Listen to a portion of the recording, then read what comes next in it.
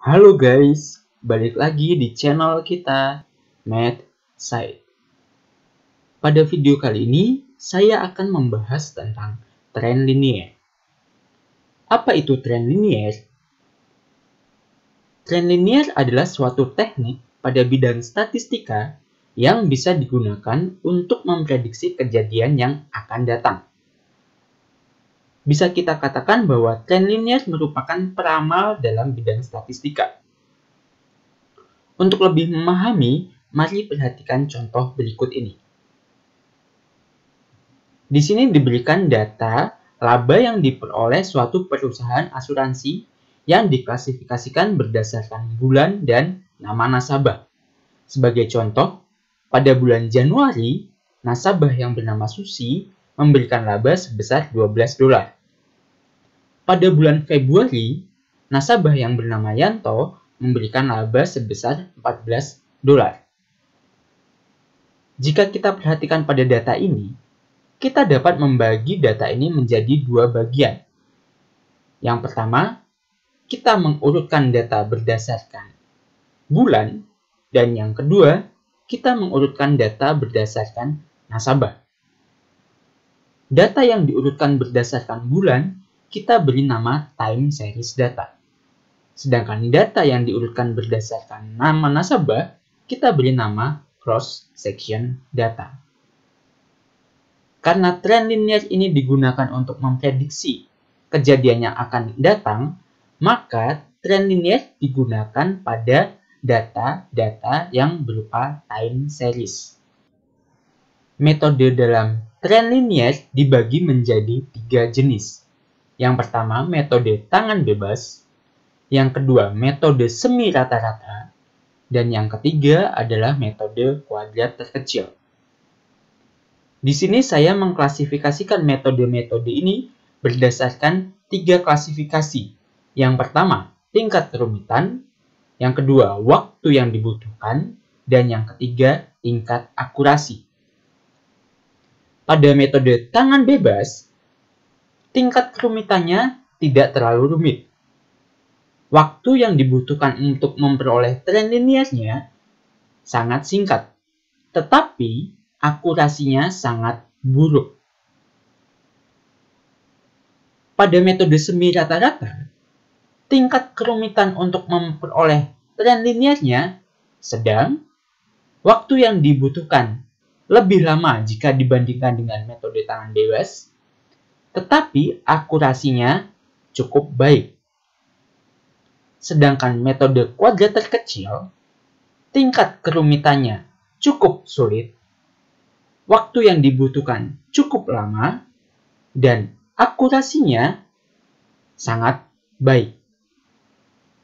Masing-masing metode memiliki kelebihan dan kekurangan masing-masing tergantung kondisi pada lapangan. Jika kalian ingin memperoleh tren linier dalam waktu yang cepat, kalian bisa menggunakan metode tangan bebas atau metode semi rata-rata. Tetapi tingkat akurasinya tidak cukup baik. Tetapi jika kalian ingin memperoleh tren linier yang memiliki tingkat akurasi yang cukup baik, maka kalian harus menggunakan metode kuadrat terkecil, walaupun tingkat kerumitan dan waktunya cukup lama. Walaupun ketiga metode ini berbeda-beda, tetapi ketiga metode ini memiliki satu prinsip yang sama. Prinsip yang pernah kalian pelajari ketika kalian belajar matematika di SMP atau SMA, yaitu menggunakan persamaan garis.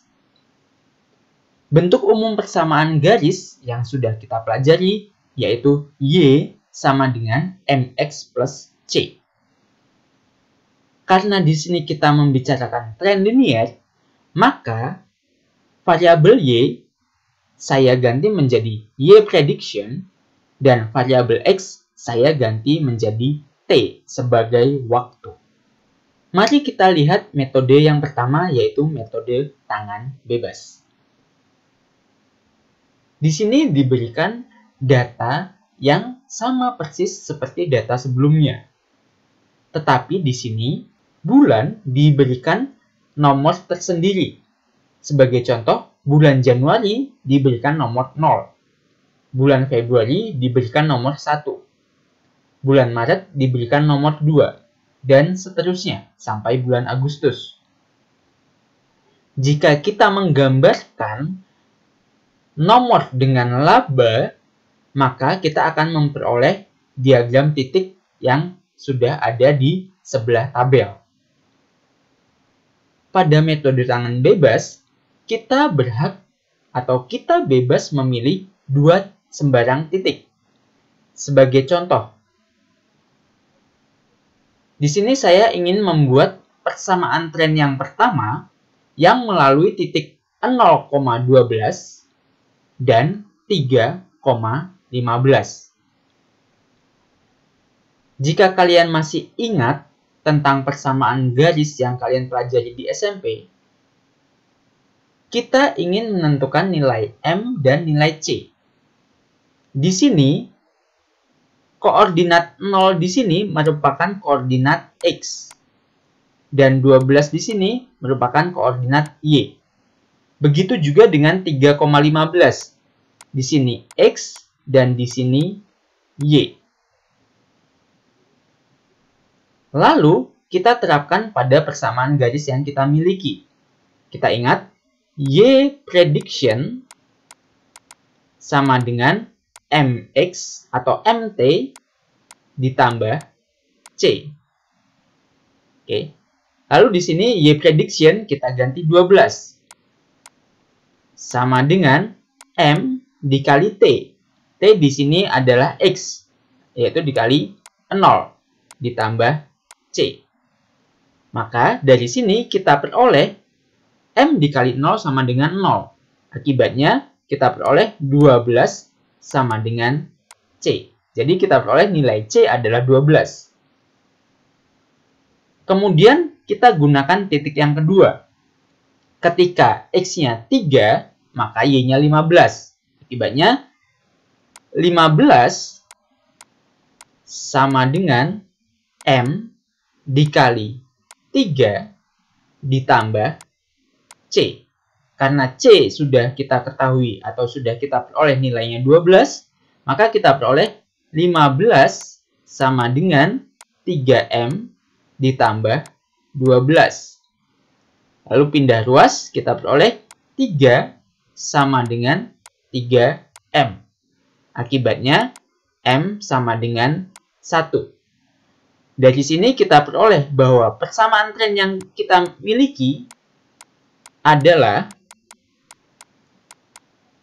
Y prediction sama dengan MX atau MT. Di sini M-nya adalah 1, berarti 1 dikali T ditambah C, 12. Ini adalah persamaan tren yang kita peroleh. Kita lihat contoh yang lain.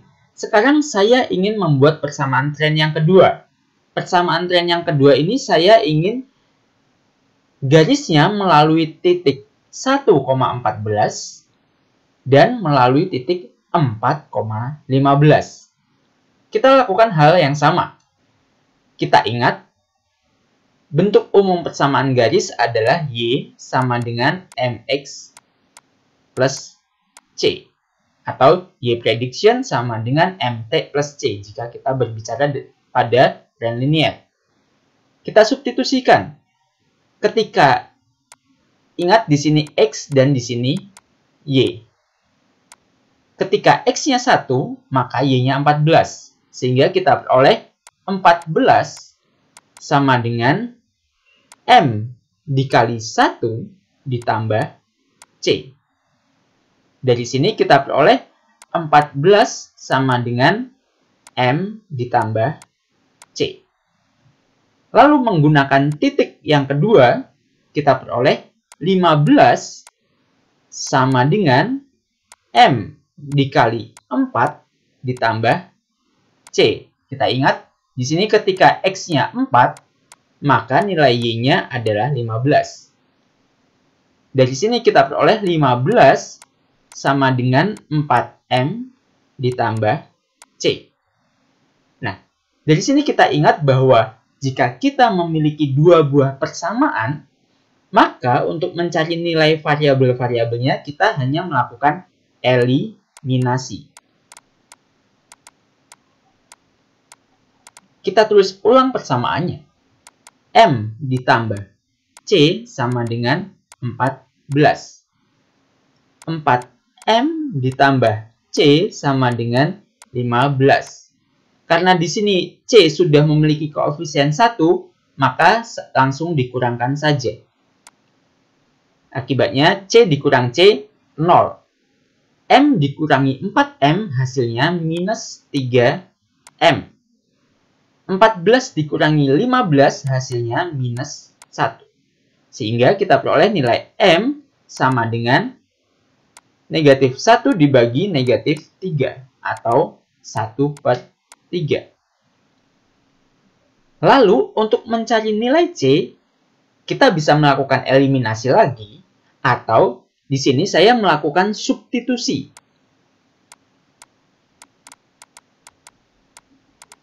Di sini saya memilih untuk mensubstitusi nilai M ke persamaan pertama.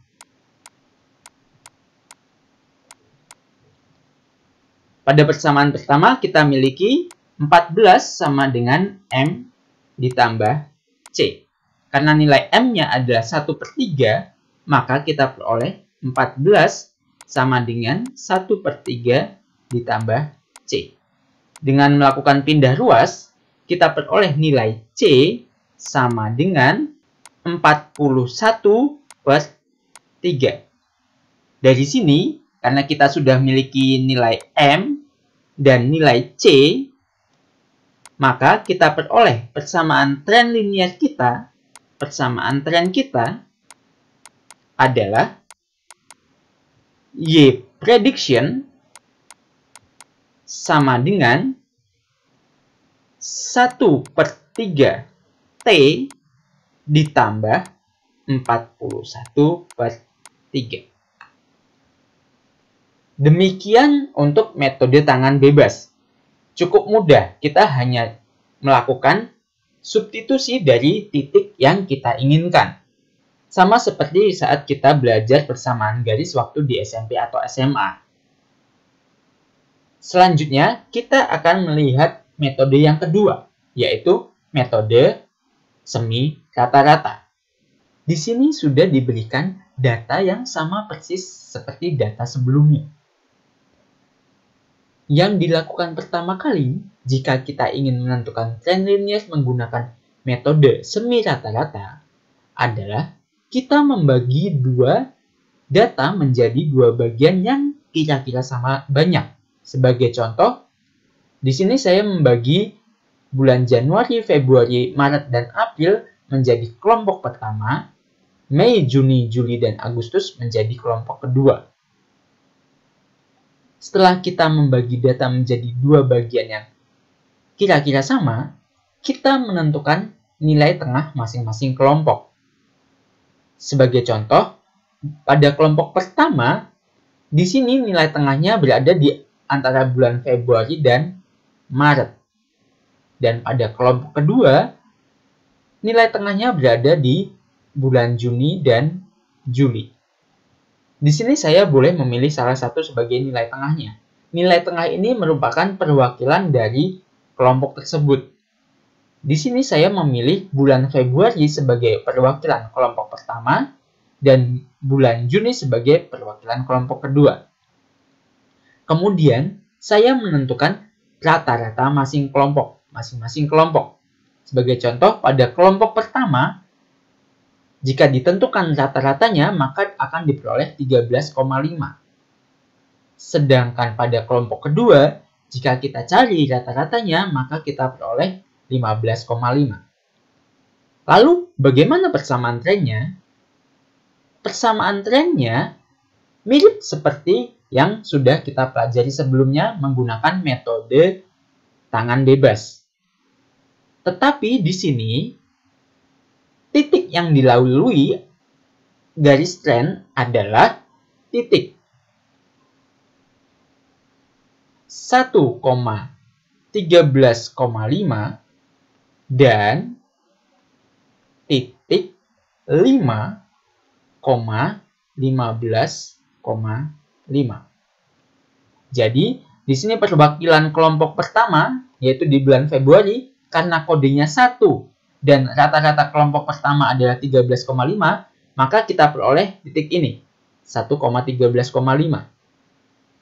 Sedangkan pada kelompok kedua, karena kita memilih perwakilannya adalah bulan Juni, dan rata-rata pada kelompok kedua adalah 15,5, maka titik pada kelompok kedua adalah 5,15,5. Selanjutnya, mirip seperti yang kita lakukan pada metode tangan bebas. Kita akan menentukan nilai M dan nilai C. Kita ingat lagi di sini, ketika nilai X-nya 1, maka nilai Y-nya 13,5. Sedangkan ketika nilai X-nya 5, maka nilai Y-nya adalah 15,5. Kita ingat, persamaan garis bentuk umumnya adalah Y sama dengan MX plus C. Tolong diingat-ingat rumus ini, karena rumus ini akan selalu dipakai. Perhatikan pada titik pertama 1,13,5, maka kita peroleh 13,5 sama dengan M dikali 1 ditambah C. Dari sini kita peroleh 13,5 sama dengan M ditambah C. Selanjutnya menggunakan titik yang kedua, kita peroleh 15,5 sama dengan M dikali 5 ditambah C. Akibatnya 15,5 sama dengan 5M ditambah C. Dari sini kita lakukan eliminasi.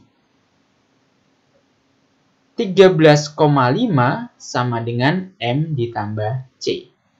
15,5 sama dengan 5M ditambah C.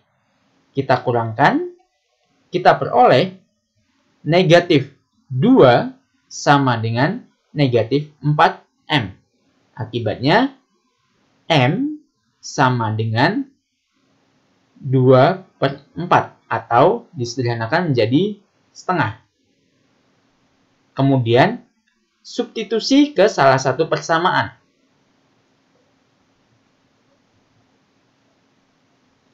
Di sini saya memilih untuk mensubstitusikan pada persamaan 1. Persamaan 1 kita miliki 13,5 sama dengan M ditambah C. Karena M-nya adalah setengah atau 0,5, maka kita peroleh 13,5 sama dengan 0,5 ditambah C. Akibatnya kita peroleh nilai C adalah 13. Sehingga persamaan tren, jika kita menggunakan metode semi rata-rata, maka kita peroleh persamaan trennya adalah Y prediction sama dengan setengah T ditambah 13. Kita lihat contoh yang lain. Di sini saya akan mencoba memberikan nomornya berbeda. Kita lihat. Di sini saya memberikan nomor. Bulan Februari saya berikan nomor 0. Bulan Maret saya berikan nomor 1. Bulan April nomor 2 dan seterusnya. Sedangkan pada bulan Januari, karena bulan Januari adalah sebelum bulan Februari, maka di sini saya beri nomor negatif 1. Di sini angka 0 dimaksudkan untuk tahun dasar atau bulan dasar. Jadi, misalnya, kalian menemukan kasus bulan dasarnya adalah bulan Februari, maka angka 0 harus diletakkan pada bulan Februari. Contoh lain, misalnya, bulan dasarnya adalah bulan Juni, maka angka 0 harus diletakkan pada bulan Juni. Sedangkan penomoran yang lainnya mengikuti aturan sesuai penambahan 1 atau pengurangan 1. Seperti itu. Oke, di sini kita lihat, di sini tahun dasarnya atau bulan dasarnya adalah bulan Februari. Jika kita perhatikan pada contoh sebelumnya, di sini bulan dasarnya adalah bulan Januari. Oke, kita kembali ke contoh ini. Karena di sini bulan dasarnya adalah bulan Februari, maka 0 diletakkan pada bulan Februari. Seperti biasa, metode semi rata-rata kita membagi kelompok menjadi dua bagian. Kemudian kita tentukan nilai tengah-tengahnya dan kita tentukan nilai rata-ratanya. Oke. Nah, di sini yang berbeda, titik tren linier kita sekarang adalah melalui titik 0,13,5 dan 4,15,5. Berbeda dengan sebelumnya. Kalau sebelumnya adalah titiknya 1,13,5 dan 5,15,5. Oke. Seperti biasa, kita tentukan nilai M dan nilai C. Oke. Kita ingat dari titik yang pertama, dari 0,13,5 kita peroleh, ingat Y sama dengan MX plus C. Maka dari titik yang pertama, 13,5 sama dengan M dikali 0 ditambah C. Akibatnya kita peroleh nilai C-nya adalah 13,5. Kemudian, menggunakan titik yang kedua, kita peroleh 15,5 sama dengan M dikali 4 ditambah C. Karena C-nya kita peroleh 13,5, sehingga kita dapatkan 15,5 sama dengan 4M ditambah 13,5. Akibatnya, 2 sama dengan 4M. Atau M sama dengan 2/4. Kita sederhanakan menjadi setengah. Sehingga persamaan tren yang kita miliki atau yang kita peroleh adalah Y prediction sama dengan setengah T ditambah 13,5 menggunakan tahun dasar atau bulan dasar Februari. Pada sebelumnya kita menggunakan bulan dasar adalah bulan Januari. Demikian metode yang kedua, metode semi rata-rata. Tidak terlalu rumit. Metodenya mirip dengan metode tangan bebas. Hanya saja di sini sebelumnya kita menambahkan beberapa langkah, yaitu kita membagi kelompok menjadi, kita membagi data menjadi dua kelompok besar yang hampir sama besar. Oke. Lalu kita tentukan nilai tengahnya dan kita tentukan rata-ratanya. Lalu kita proses seperti yang kita lakukan pada metode tangan bebas. Selanjutnya, kita akan membahas metode yang ketiga, yaitu metode kuadrat terkecil. Di sini, metode kuadrat terkecil secara umum untuk menentukan nilai M dan nilai C sudah diberikan rumusnya. Jadi, seharusnya metode kuadrat terkecil ini tidak terlalu rumit karena rumusnya sudah ada. Yang rumit adalah melakukan perhitungannya. Untuk lebih memahami lebih jauh, mari kita langsung saja lihat bagaimana menggunakan rumus metode kuadrat terkecil. Kita perhatikan di sini. Di sini, kodenya, kalau kalian perhatikan, di sini saya menggunakan bulan dasarnya masih sama bulan Februari. Sehingga untuk kodenya, atau ini boleh diganti X atau tadi menggunakan nomor. Oke. Nomornya untuk bulan Februari adalah 0, bulan Januari negatif 1, untuk bulan Maret dan seterusnya adalah 1, 2, 3, dan seterusnya. Lalu, yang dilakukan pertama kali pada metode kuadrat kecil adalah kita menentukan nilai XI kuadrat atau nomornya dikuadratkan. Akibatnya, negatif 1 dikuadratkan adalah 1. 0 dikuadratkan adalah 0. 1 dikuadratkan 1. Dan seterusnya sampai bulan Agustus. Lalu langkah yang kedua, kita menentukan nilai XI dikali YI. Dalam hal ini, XI dan YI-nya adalah labanya. Sebagai contoh, pada bulan Januari, nilai X-nya atau nomornya adalah negatif 1.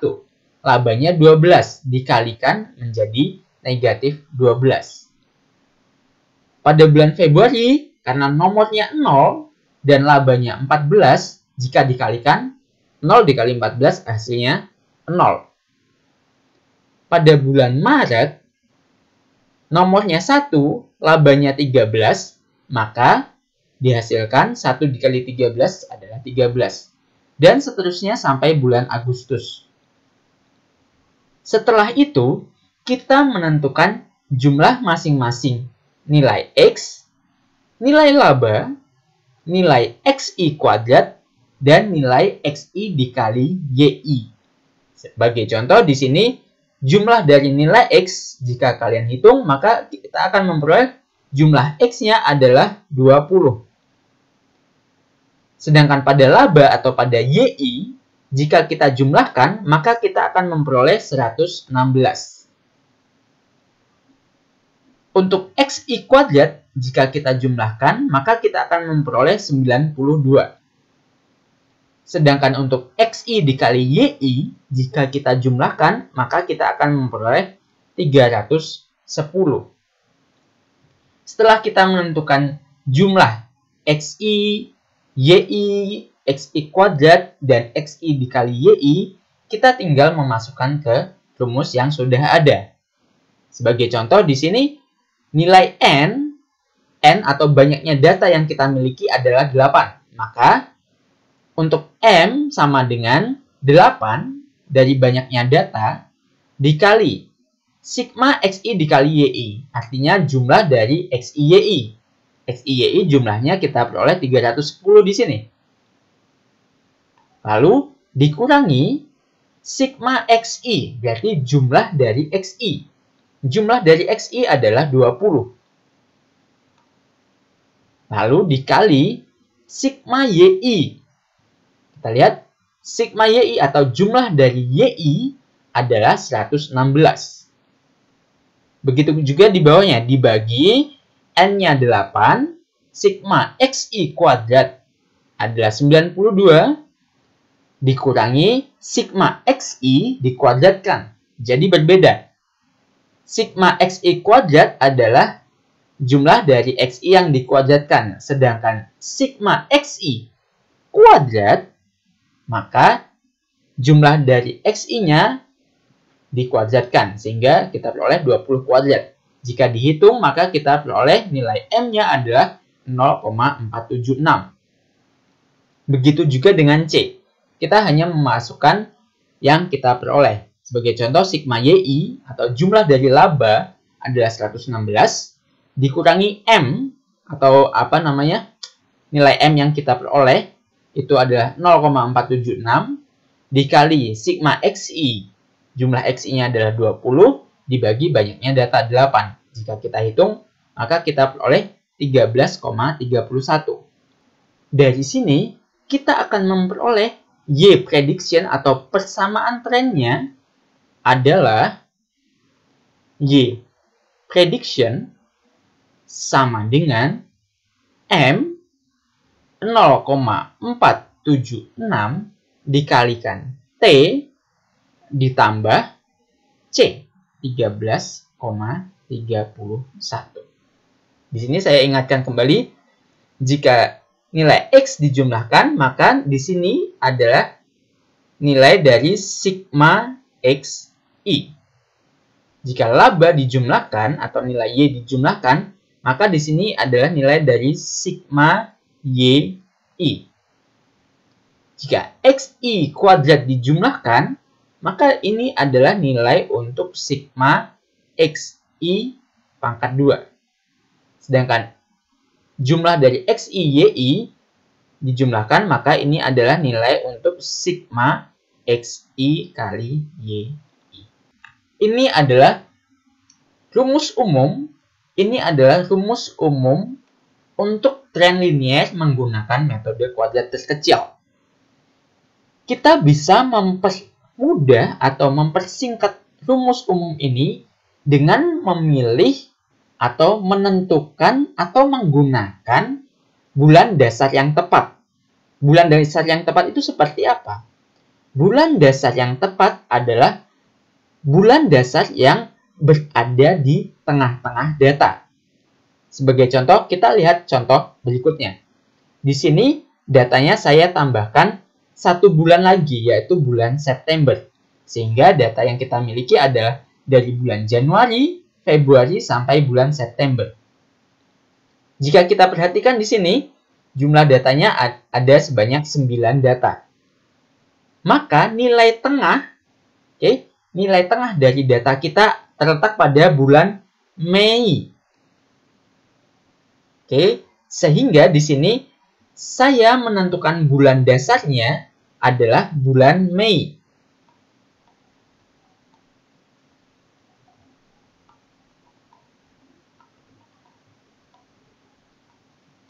Akibatnya, pada bulan Mei diberi kode atau diberi nomor 0.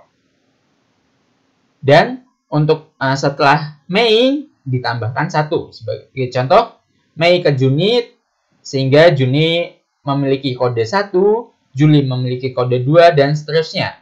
Sedangkan untuk April memiliki kode negatif 1, Maret negatif 2, dan seterusnya.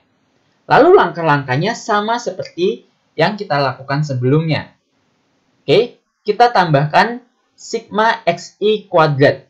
Di sini, sebagai contoh, negatif 4 dikuadratkan adalah 16, negatif 3 dikuadratkan adalah 9, dan seterusnya. Lalu, kita menentukan nilai XI dikali YI.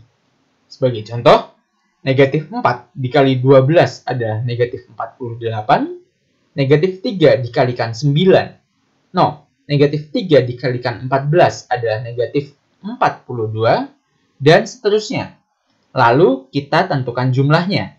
Jika kalian perhatikan di sini, ketika kita memilih bulan dasarnya berada di tengah-tengah data, maka jumlah dari XI adalah 0. Karena saling menghabiskan di sini.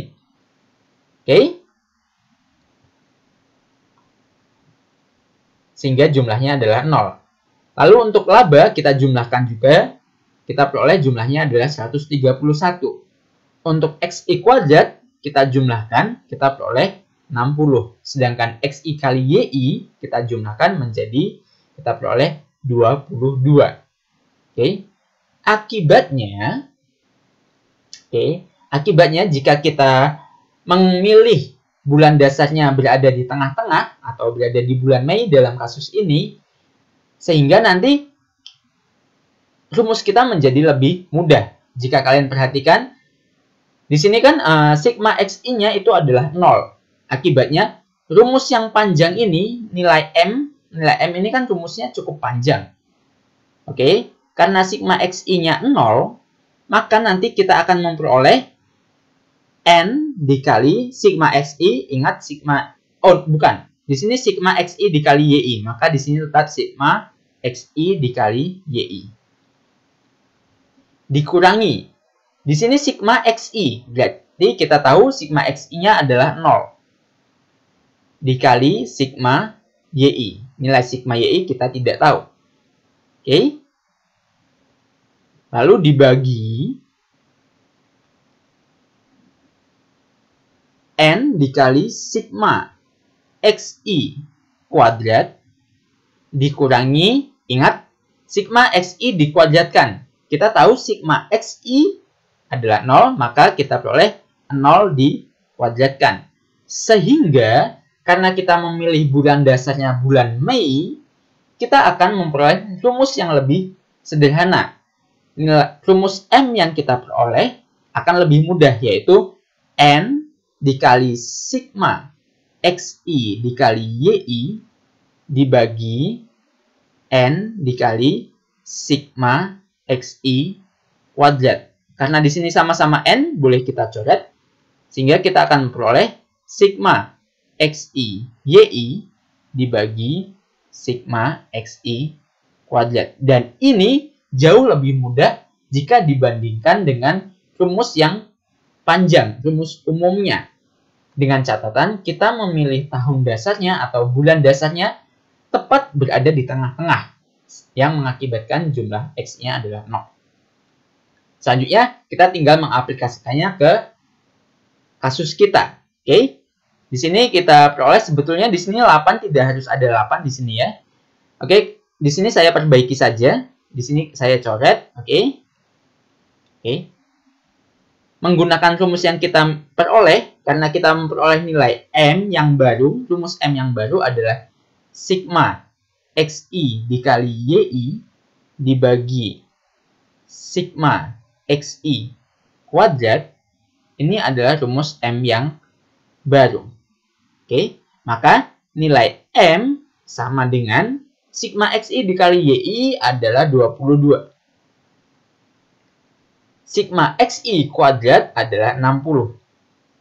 Sehingga nanti jika dihitung, kita akan peroleh nilai M adalah 0,367. Lalu untuk nilai C-nya gimana? Untuk nilai C, maaf di sini nilai C ternyata sama. Untuk rumus C, oh bukan. Untuk rumus C juga akan menjadi lebih mudah. Kenapa lebih mudah? Kalian perhatikan di sini, C itu sama dengan sigma YI dikurangi M dikali sigma XI dibagi N. Ingat, ini menjadi 0. Akibatnya, M dikali 0 hasilnya 0. Sehingga kita memperoleh rumus C yang baru, yang lebih sederhana, yaitu sigma YI dibagi N. Ini adalah rumus yang sederhana. Akibatnya, kita peroleh nilai C sama dengan sigma YI adalah 131 dibagi N, banyaknya data kita sekarang adalah 9. Sehingga nilai ini sama dengan 14,56. Sekitar seperti itu kalau saya tidak salah menghitung. Akibatnya, kita akan memperoleh persamaan tren kita adalah Y prediction sama dengan M, artinya 0,367 dikali T ditambah 14,56. Nah, di sini Y prediction yang kita peroleh adalah Y prediction atau persamaan tren jika bulan dasarnya adalah bulan Mei. Seperti itu metode yang ketiga atau metode kuadrat terkecil. Kita sudah belajar metode kuadrat terkecil secara umum, yaitu menggunakan rumus ini, rumus yang panjang ini, atau kita memilih tahun dasarnya merupakan nilai tengah atau berada di tengah-tengah dari data yang kita miliki. Sehingga rumus yang akan kita gunakan itu jauh lebih simpel. Seperti yang ada di kotak merah. Kira-kira seperti itu. Oke, demikian video saya tentang tren linier. Semoga video ini dapat membantu kalian dalam memahami materi statistika khususnya di tren linier. Sampai jumpa di video saya yang selanjutnya. Terima kasih sudah menyaksikan. Bye semuanya. Bye guys. Bye.